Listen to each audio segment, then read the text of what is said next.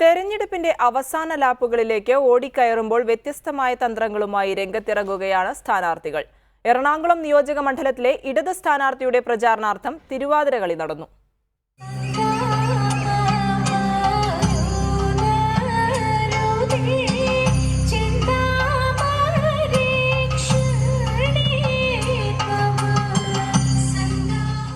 അഞ്ഞൂറിലധികം വരുന്ന സ്ത്രീകളാണ് തങ്ങളുടെ നാട്ടുകാരനായ അനിൽകുമാറിന് വോട്ടഭ്യർത്ഥിച്ച് തിരുവാതിരക്കളി നടത്തിയത്.